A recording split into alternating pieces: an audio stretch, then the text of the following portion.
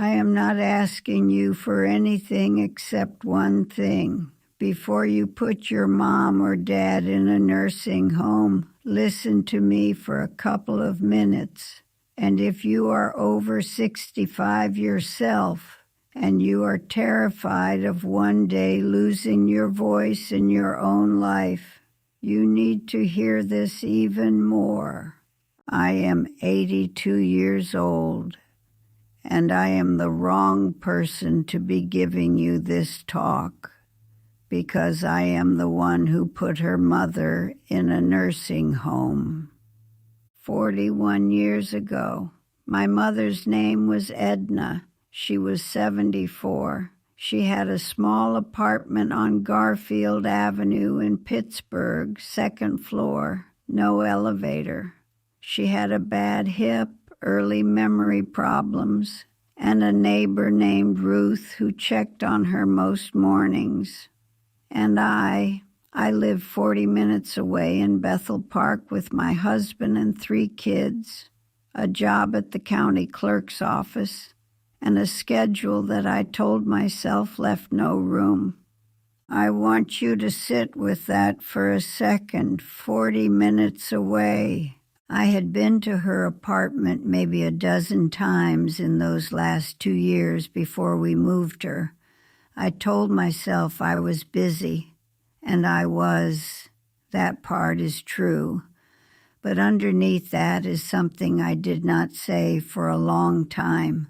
Her apartment made me uncomfortable. The smell of it, the way the refrigerator hummed too loud, the slowness of her days. I did not want to sit inside all of that, so I did not go. And I told myself that was practical. I told myself she understood. I am in a facility now, and I think about that every single day. Here is what I told myself in 1983 when we moved my mother to Shady Pines. And yes, that was actually the name. I know how it sounds. I told myself she would be safer there.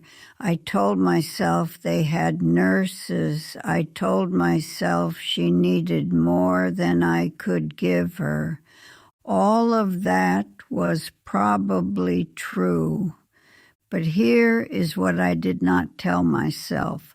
I did not tell myself that my mother cried in a car on the way there and then stopped crying and never mentioned it again.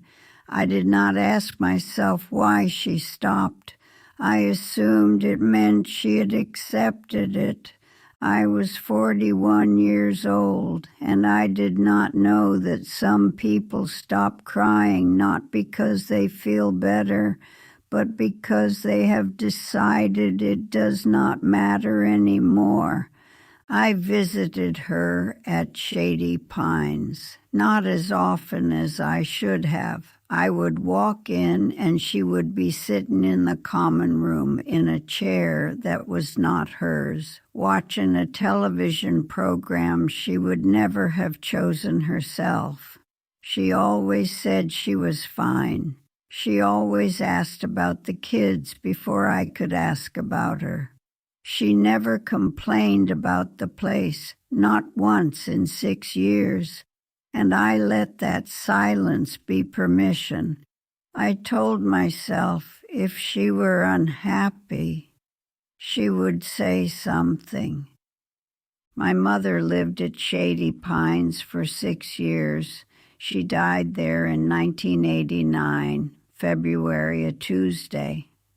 I got the call at work. The woman on the phone said my mother had passed quietly that morning. She used the word peacefully. They always use that word. I drove to the facility to collect her things. Her room was small. She had a dresser, a television she rarely turned on, and a photograph of my father on the windowsill. The photograph faced the window, not the room. I never knew if that meant something or if it was just how she set it down one day. I took the photograph. I took her rosary. I left the rest for the staff to deal with because I did not know what else to do. On the drive home, I kept thinking, I will figure out how I feel about this later. Later. There is time. There was not time. There is never time.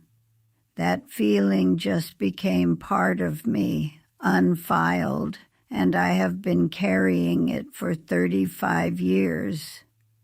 Now I want to tell you something that nobody says out loud in these videos. There are parents who should be in a facility. I will say that plainly because it is true, and pretending otherwise is dishonest. My friend Dolores, her husband Leonard, had Lewy body dementia. He was violent sometimes. He did not know where he was. He did not know who she was. She cared for him at home for 2 years, and it nearly killed her.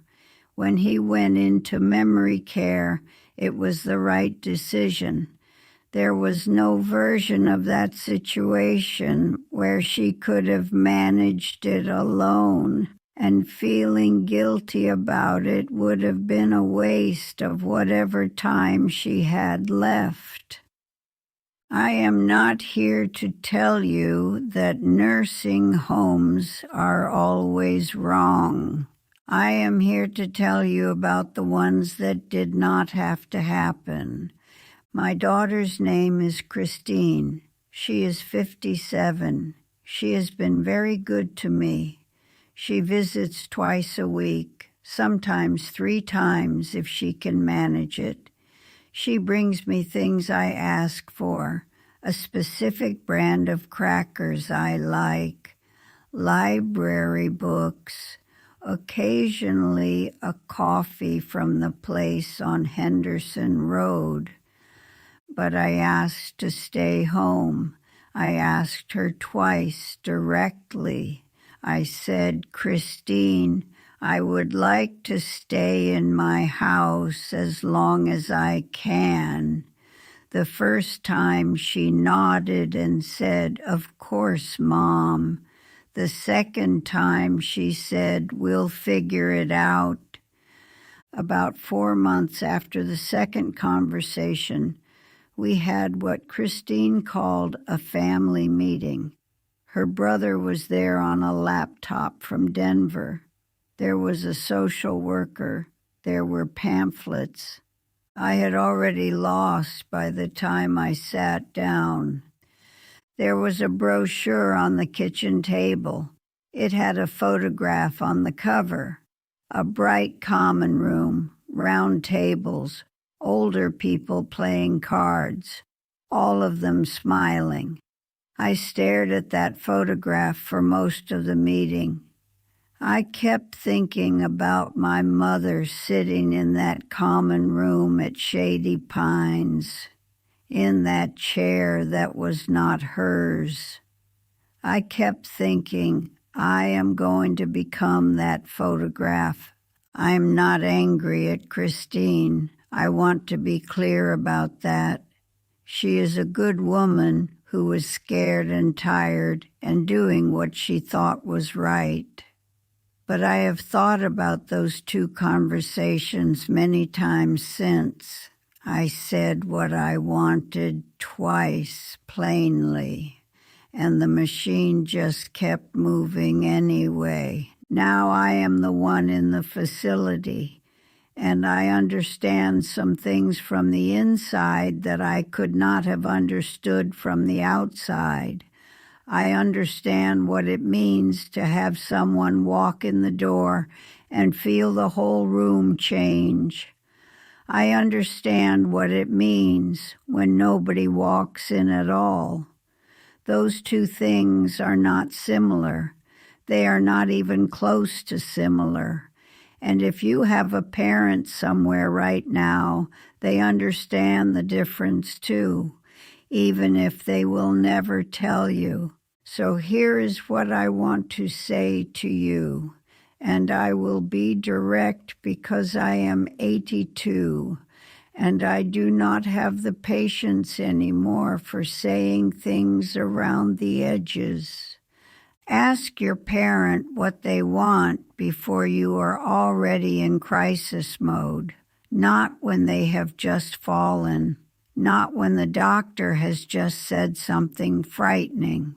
On a regular afternoon with nothing urgent happening, sit down and ask, what do you want things to look like when it gets harder? Let them answer. Write it down if you have to. And then remember that you asked. When you visit, do not perform visiting. I know the difference. I have been on both sides of it now. There is a visit where the person is there, fully, asking real questions and listening to real answers. And there is a visit where the person has shown up because showing up is what a good child does. I can tell within 5 minutes which one it is. Your parent can tell too. Do not ask how the food is. I get asked about the food constantly. Ask something that matters. Ask if I am sleeping. Ask if there is anyone here I talk to. Ask if I am scared of anything. Those are the questions that say you actually want to know. And if you are already feeling the weight of this, if your parent is already in a facility and you are watching this feeling guilty, stop. Guilt without a change in behavior is just punishment you give yourself to feel like you are doing something. Use that energy instead. Call more. Come on a random Wednesday. Send something small in the mail. Ask the real questions. It is not too late to change what the relationship looks like. I think about my mother most mornings.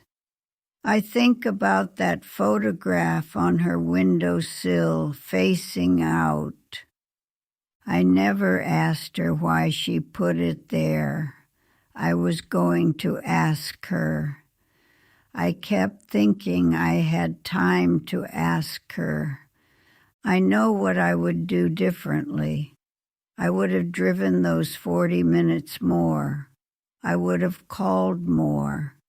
I would have sat with her in that small room and watched whatever she had on television and not thought about what I was missing at home. I would have asked her about the photograph. I think she faced it toward the window so that wherever she was looking, he was in the same direction. That is what I think now. I cannot know, but I think about how she arranged that small room so that even while looking out, she was not entirely alone. She made the best of a situation I put her in, and she never once said so. That is a thing no one tells you when you are in the middle of your life. You think the big decisions are what define it, but it is the Tuesday afternoons you did not show up for.